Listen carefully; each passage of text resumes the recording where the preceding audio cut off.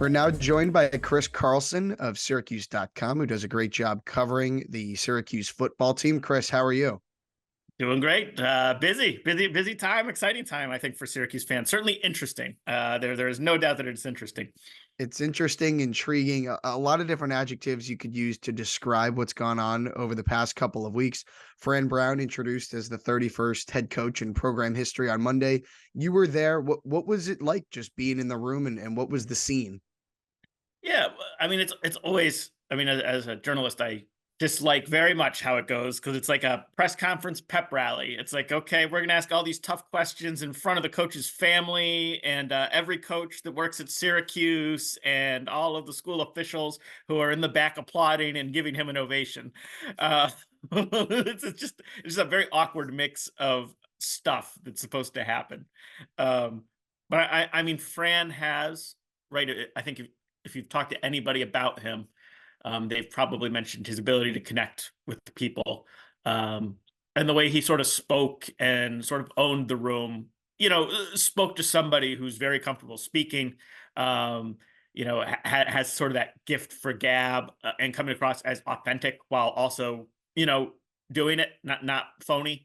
Um, and you can see the skills that have made him one of the top recruiters in the country. And I think we all know it, and even he acknowledged it at the press conference. He doesn't love it, but like he's known as a recruiter. He's going to come here and recruit. You talk about the recruiting, and it was really present, like how he can connect people in the room, especially in front of a big audience. And, first weekend with Fran Brown officially as the head coach, there's at least 4 to 5 4 stars visiting on campus. What is and during the press conference, I was there too. John Wildhack and Fran Brown talked about how the players make a program more than the coaches do. Well, how much will Fran Brown impact the recruiting right away comparative to maybe 2 to 3 years down the line? Yeah, so I mean, I think that is sort of the question. Because not only is he a great recruiter, Elijah Robinson, who's one of the first people that he's hired, also has a reputation as a great recruiter. Um, so they are like going after recruiting. Now, recruiting also in the NIL era is different, right? Like it, and we don't know the answer, I don't think yet, as to like how much of that success will he duplicate at Syracuse. Like I certainly think he'll elevate Syracuse's recruiting, but so much of that thought process now, I think, from what you hear, is like how much is a kid going to make? And like Fran, now donors have been excited, they've been captivated by his vision, they have stepped forward, but he still can't like fix that part of Syracuse where they've been behind a little bit. So is he going to be getting 5 stars like he was at Georgia? Like I don't know. Is he going to get a bunch of 4 stars? Because all of those guys, I presume, are going to expect to make like decent paydays. Like I don't know if Syracuse has that in the bank. I certainly know those kids are interested in hearing what Syracuse has, based on the fact that they're here. But when they're here, are they going to like the offer that they get, and are they going to like the details that they get? Because that matters now.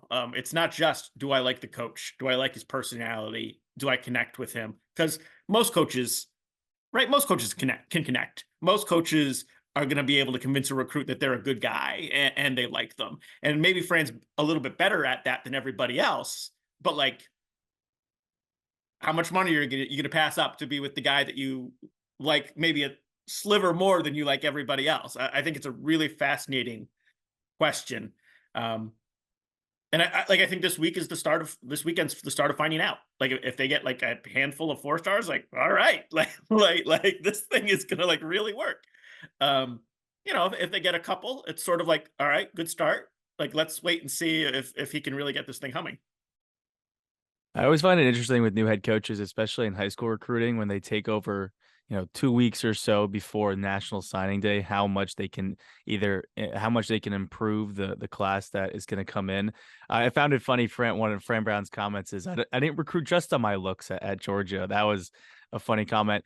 And I think one of the big takeaways that like Brent Axe at Syracuse.com I was also talking about and did a column on is that how he kind of reignited that Syracuse football alumni base back to the program.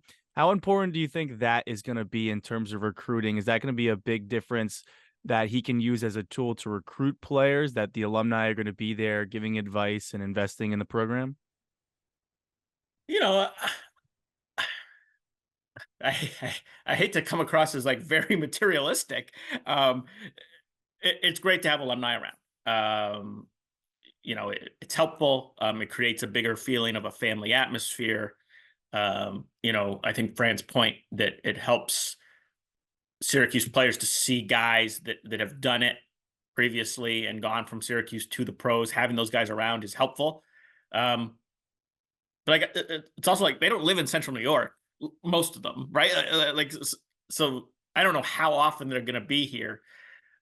So to me, it's nice that he says that their presence is important, and it is. But like, part of that, I think, is like that their presence leads to money, and that money leads to like recruiting, right? Right? It leads to, hey, you guys have a home. I want you to feel connected to Syracuse. I want you to be around. I want you to feel like this is your program. And I hope at some point you're going to contribute back to your program and like help me, you know, get guys. You know, that's what I think it is. And you know, the polite thing is to not admit that it's all that, right? Right. But I think that's like probably the biggest impact that alumni can have, because it is just like, it's just an arms race, right? That's what recruiting is sort of turned into right now. The interesting thing to me that came out of the press conference and really everything he said, the interview he did with Matt Park on Sunday, and then the press conference, was how much he talked about George DeLeon and his connection to Coach Pasqualoni and that era. I spent some time last night going back into the archives and listening to Dino Babers' opening press conference and then his speech at the Dome compared to what Fran Brown did at the basketball game last night. And it couldn't be any different. Dino's big thing was belief without evidence, which I guess kind of was a foreshadowing of what was to come. But with Fran Brown, he's also preaching a lot of things, but we're not sure how good this guy can actually coach, because he's never, done game management before and things like that. So with all the goals he set, how realistic do you think those are to be accomplished? I mean, I will always, when Syracuse football tells me that they're going to win a championship, like I will always be skeptical of that. Like, we have seen nothing over the past 2 decades to make outside of 2018, right? They would have been in a championship game in 2018, the Dungy year. But still, like, Clemson was clearly like better, right? I will always be skeptical of when Syracuse football tells me the goal is a championship, as long as Florida State and Clemson and North Carolina exist in the same league. If they go somewhere else, maybe we're talking about a more realistic possibility here. But I do think, like, Syracuse, I do think there's a place for Syracuse football to improve, right? Rutgers has picked up 6 4-star recruits from New Jersey over the past 4 years. Syracuse had none. Like, there's no reason that Rutgers should be getting those guys over Syracuse. Like, you can win at Syracuse. There is more history at Syracuse. Fans care more at Syracuse. So if you have a recruiter that can get you those guys, like, those guys should be at Syracuse. Now, I don't know if that, right, do 6 4-stars like make you better than Florida State or better than Clemson? Like, no, right? But they get you closer, and they give you a better football team. So championship, I'll believe it when I see it. And every coach sort of has to say it, right? You saw Indiana's new coach, Kurt Cignetti, like bashing Ohio State and Michigan. And it's like, all right, okay, calm down. But I think there is an opportunity for Fran to make the program a lot better and get Syracuse into like sort of that top half of the ACC. Like, to me, that is a pretty reasonable and doable goal. And I think most people here would be pretty happy with it. One thing that Fran Brown did to make the program better was hiring Elijah Robinson as his defensive coordinator. And as he mentioned in the press conference, not directly, but he said it cost a pretty penny and they had to invest in it. And it came up right around when you were going to ask a question, or I think right after you asked a question and you asked about the financials. Were you nervous about doing the polar plunge? Were you thinking that they were going to finally give you some financial details on the contracts of Fran Brown and Elijah Robinson? As a policy, I think Syracuse doesn't. So as much as they would probably love to see me like freezing cold, I don't think they're going to break their school policy and set that precedent. So I felt pretty good that I wasn't going to be jumping in a lake. But there was part of me that wondered, like, would they do this like just out of spite? But sadly, I'm not that important to anybody that would change anybody's opinion.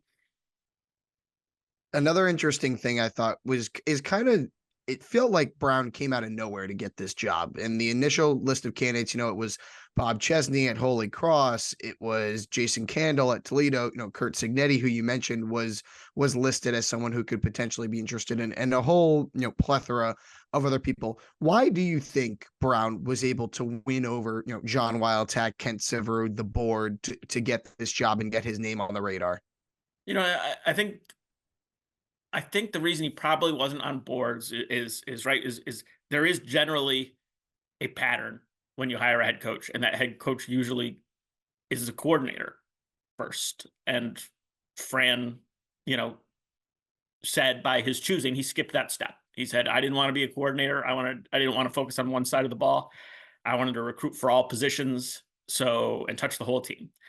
So I think he has a very good reputation as a coach, but that's such an atypical track record that nobody saw him as a candidate, just because that's not usually how it goes. And, a lot of times when we're making those lists, I made one. It's like, okay, who follows the pattern of how it usually goes? And it's usually it's usually the top coordinators in the country. And it's usually the group of 5 coaches that are performing at a really high level. And for a Power 5 school, that's your list of candidates. So Fran kind of comes off the board, not because he's not a good coach, but just he doesn't check the usual pattern. And I think for Syracuse, maybe that's a good thing. Like, Syracuse has followed the usual pattern. Like, Dino Babers was one of the best coaches in the MAC. Like, just like Jason Candle, just like Dave Clawson, just like Dave Doran. Like, doesn't mean you're a bad coach, but like, Syracuse followed that pattern, and it didn't work. Greg Robinson was one of the better assistant coaches in the country when Syracuse hired him, and like, he was a disaster, right? So Fran came in with this idea, I suspect, that we're going to dominate recruiting in the Northeast. I'm the man to get that done, and that, more than anything else, is the best way to inject energy into Syracuse football right now. Your problem is not that you haven't had good coaches. Your problem is that you haven't had good players, and you haven't had a depth of those good players, and nobody can bring you that like Fran Brown can. And I suspect that's the pitch. And like, it is easy to see that, right? That makes sense. I'm not saying it'll work, but like, that is a sensible, logical way to think about this. Right. And the thing I keep coming back to, like, is he ready for all of these different things? He talked about the way they're going to practice, nutrition, lifting, and NIL, and all of these different things. So I guess, when you hear the pitch, and this kind of goes back to, the actions, speak louder than words thing. Is he ready for doing all of these things despite never being a coordinator, like you mentioned? Yeah, I mean, we're gonna find out, right? I don't know. He has a great reputation. The fact that he was at Georgia and like saw how it's supposed to be done. Matt Rule is a coach that has had success multiple places, NFL excluded, but at the college level, he is a guy that is, knows how a program is supposed to look. So I think it is helpful to Syracuse to be bringing in a guy who knows how a Power 5 program is supposed to operate. A top level Power 5 is supposed to operate. The one thing that I worry about, or that I'm most interested in seeing, is Elijah Robinson is similar in that he has never really been a defensive coordinator. So you have hired a head coach who has no head coaching experience, and you have a defensive coordinator who hasn't run a defense, at least according to his resume. Um, and the offensive coordinator candidate that we're hearing about the most is an NFL veteran of a long time, but has only been a coordinator for a handful of years out of that time. So that is a lot of people that don't have a long track record of doing the job that they're going to be doing well. It doesn't mean they can't. They're going to be given an opportunity. Nobody has done it until they do it. But like, Syracuse is taking a bet on Fran, and then Fran is taking a bet on a number of his assistant coaches. I don't know. I have no idea if it's going to work. I think it's going to be really interesting, and I just think those details will be really like interesting to follow. Something that Ethan and I were talking about is that it's historically in the John Wildhack era, especially in other sports like lacrosse and basketball, they hire the alums that are kind of safe hires to hire back, and then Fran Brown's kind of this risky one. Something that struck me in terms of how he wasn't a coordinator. He talked about how he sat next to Kirby Smart for 2 years, and he has a whole section in his notepad of Kirby Smart notes, which we'll see how much he can take of that and put it into the game. Speaking of his staff, obviously Elijah Robinson hasn't necessarily called the defense yet. Nick Williams, another great recruiter, coming over as the D-line coach. Nunzio Campanelli staying on. We're not sure of his role necessarily yet. What is your opinions, or what are your kind of your takes on his staff overall as coaches and recruiters kind of so far, including maybe the theorized offensive coordinator, but not confirmed yet? I mean, they all have tremendous reputations, like in the industry. Like Texas A&M fans were furious when they lost Elijah Robinson. I heard this. I heard the exact same. I heard from people yesterday that they are upset Elijah Robinson is leaving. Yeah.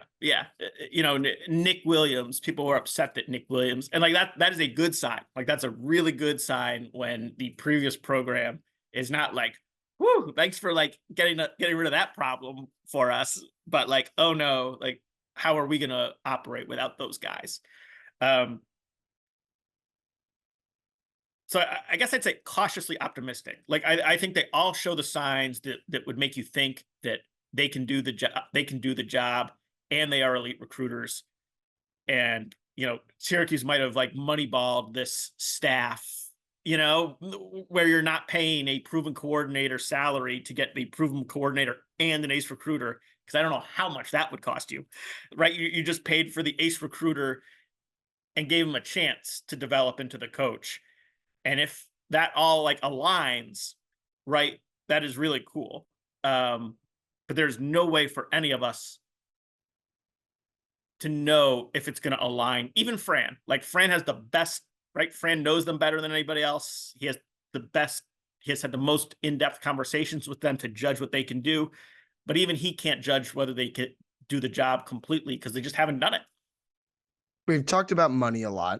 And, I guess it's interesting is Elijah Robinson was making over $1 million to be the defensive line coach at Texas A&M, which means if he's going to be a coordinator, he's going to be being paid more probably than he was at Texas A&M. And we just saw Tony White leave to take not take a promotion, just a raise, and is now one of the highest paid coordinators in the country at Nebraska. So why do you think now is the time that John Wildhack and whoever else is making these financial decisions is willing to go, I guess, semi all in for Fran Brown to pay for these big time coaches? So if I had to guess, and this is a guess, it is not knowledge, right? I think Fran Brown probably does not cost as much as Dino Babers, like walking in the door. He is a guy who did not have head coach experience. Syracuse is sort of giving him his shot to like make it big time. So I don't know if he walks in the door making $4 million.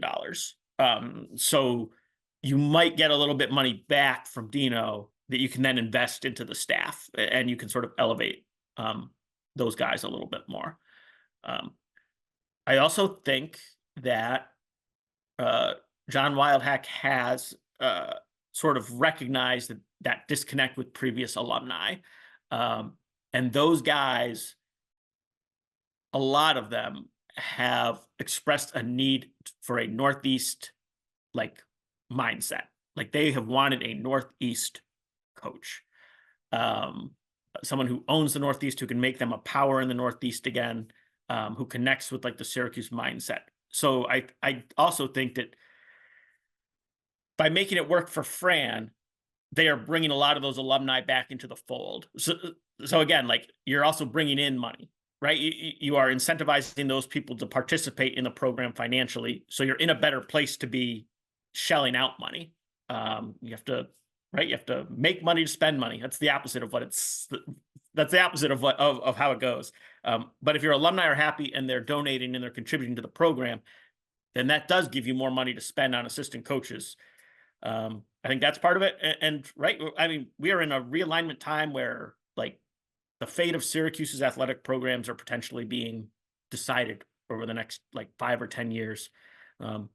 I hope the Syracuse administration understands that and like recognizes like we need to be spending on this to secure the long-term future of Syracuse athletics and like make sure we're positioned as well as we can be when the ACC breaks down, if the Big 12 breaks down, you know, whatever happens there, like Syracuse wants to be in the best position possible going into that.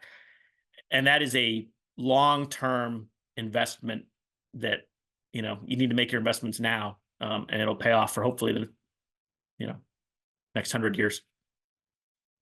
The investing on Fran Brown is hoping that he has more success than Dino Babers did in his 8 years, getting that consistency that was really lacking in the Dino Babers era. So looking at the two coaches on the roster and kind of what they're going to bring, Fran hasn't necessarily hinted at what, you know, specific type of defense. He said they were going to run the ball on offense, and then he said we're going to run whatever they can't stop. So nothing specific necessarily on that side, but how are the rosters and kind of the way that they're going to practice and play going to look different from in the Dino Babers era? Yeah, I mean, the one thing that he said, that the one real detail that he did sort of give on how practices would look was like he's going to practice in pads 4 days a week, which is certainly different than Dino, and like does make you raise your eyebrows when depth has been an issue, right? It's like, oh yeah, the school with no depth is going to practice in pads like 4 days a week. That sounds like a great way to get to the end of the season. So that will be very interesting to see. I presume his thought is like, I'm going to bring in more depth, right? So like we can do that without losing key players in practice. You know, from the limited hints he gave, like it makes me think that he's going to run sort of like a sort of a balanced NFL style like offense where he can sort of try to take what the defense gives him versus like, you know, right. Just if the defense can't stop the run, I'm going to run. If they have to gear up to stop the run, I'm going to try to be able to pass the ball. I think, you know, you don't want to say he's going to try to beat Georgia at Syracuse because that would be very lofty, but like, right. That's how the best teams in the SEC do it. You know, I suspect that will be his approach on offense, and then defense, you know, I would think they'd go 4-3 here. It's just really hard to like recruit nose tackles to Syracuse that can like anchor a 3-4. But maybe Fran thinks he can get one. So, you know, that would be something. And it will be very interesting, especially on the, well, really both sides of the ball, right? The 3-3-5. I was thinking about this last night. How does Justin Barron fit into like a more traditional defense? Like he was really good at that rover spot, but like he's not really a safety and he's not really a linebacker. So like, what does that mean for a guy like him? You know, the offensive line certainly needs a lot of work. And you need an offensive line to attract a quarterback. So like, how is he going to be able to attract a quarterback out of the portal? Because you guys see, like, there are so many quarterbacks in the portal, and Syracuse is going to get one of them. But like, that quarterback's going to want to know, like, he's going to make it through the season. So it feels like maybe you need the offensive lineman first because you lose Bleich. None of the other guys were great.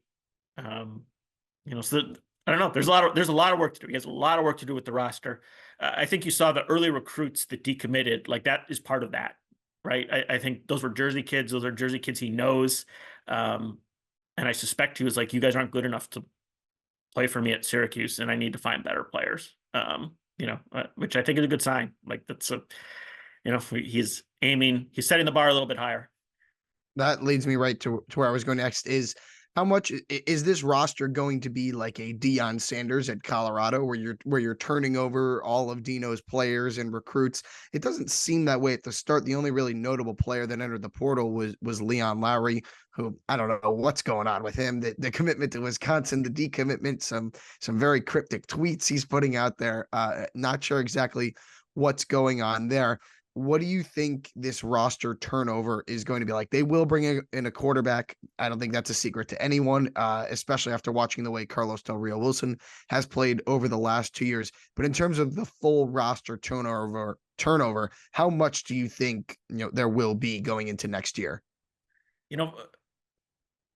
I think he's from the sounds of it, it's he did not seem enthralled with using the portal too much, right? He said, I believe in building through high school recruits. A lot of times when you're in the portal, you're importing like somebody else's problem to your program. I think that's also where like the NIL money like matters. Like the numbers get a little bit bigger because you're like paying for like proven products or guys that are trying to make sure that they get a payday before they leave college. And I don't know if Syracuse is, as much as people have sort of stepped forward, and we've heard they have since Fran has been hired. Like I don't know if Syracuse wants to get into bidding wars with like transfers with like big time programs. Like I don't know if they're like equipped to do that right now. So I think it's going to be strategic, right? I think he probably knows he needs a couple offensive linemen. I suspect he probably thinks he needs some defensive linemen if he's going to go to a 4-3 because they've been running the 3-3-5. But I don't think we're going to see like a Deion Sanders, like I'm running off my entire team and bringing in like 40 new guys. I don't get I share your impression. It doesn't sound like that's the way he wants to go. It doesn't sound like that at all. And, from what I've heard from the players, it seems like most of the current guys seem to, this Fran Brown guy, I like what he's saying.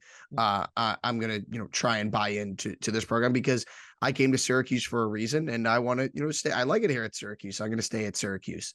Going back to Wildtack in the press conference after he fired Dino, he said he didn't think this would be a tear down or they would have to, bottom out and rebuild. Do you agree with that they can, stay kind of, maybe, you dip down a little bit next year, but you don't have to go all the way down to, like a 2 or 3 win season? Yeah, I think, I think it depends on who Fran brings in through a portal. Like, right. Show me who the quarterback is, and I'll tell you if I think it's going to be probably a complete teardown or not. But right, like if Marlowe stays, like Marlowe's a really good player. And Justin Barron, I don't know how he fits into that defense, but like we've seen him be a good player. LaQuint Allen is great. Like he is great. He runs the ball so hard for somebody with his frame. Dan Villari, like I don't know how Fran will use him, but like he's shown that he can like do things. Football player. The wide receivers need work, I think. The offensive line needs work. The quarterback needs work. The defense was pretty good last year, although the defensive backs need to be overhauled. But, there's no reason they couldn't have beat Boston College. They probably should have, right? They did beat Wake Forest. They beat Pittsburgh. They have a really easy schedule. They got a very easy schedule next year in terms of like racking up wins. So I think they are talented enough that they can like either stay steady or take a step forward in terms of record, and then the talent has to build. But like record wise, I think it can look better next year. Right. They don't play Florida State or Clemson next year. Or UNC, I'm pretty sure too. So Miami's the tough one. Miami's the tough one. And you never know what, they're just they're up and down. They also play Cal. Yeah. And Stanford. Well, Justin Lansell coming back to the Dome, but Right. Stanford wasn't a great team last year either. And Or this instead year. of playing Purdue, you're playing UConn this year, which is another difference. Your non-conference And is Holy so Cross. soft. Your non-conference schedule is so soft. And then it's the complete opposite the next year in year 2. Oh boy. Yeah. Well, I guess good thing they got Fran Brown a year before that 2025 schedule when he'll make his return to the state of Georgia to play Tennessee opening weekend. Chris, thank you so much for your time. Where can people find and read your work?